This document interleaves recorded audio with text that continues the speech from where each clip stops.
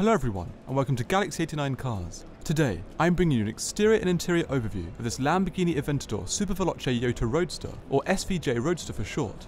The model designation Jota has quite a history at Lamborghini, first being applied to a lightweight, higher-powered Miura in 1970.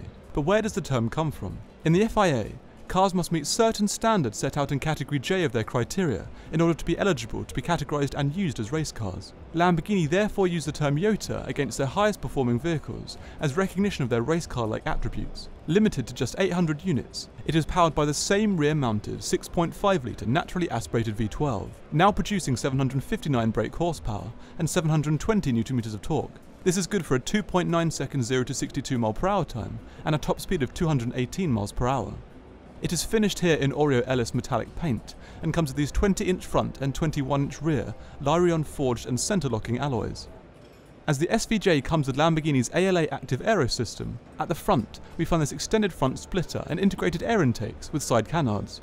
The rear panelling over the engine has been completely remodeled over the SV, with venting on either side of the new carbon and glass Y-shaped central panel. This is in keeping with Lamborghini's design language and also acts to send air through to the spoiler via internal channels.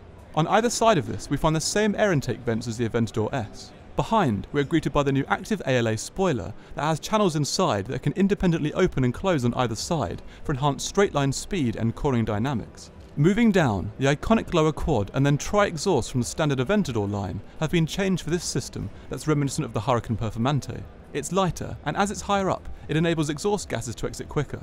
We also find a new and more aggressive diffuser below this. The interior is largely unchanged, and seen here with the lightweight carbon bucket seats with SVJ embroidery on the side. So that concludes my exterior and interior overview of this Lamborghini Aventador SVJ Roadster from the 2019 Geneva Motorshow. Please subscribe for the latest content, and until next time, thanks for watching.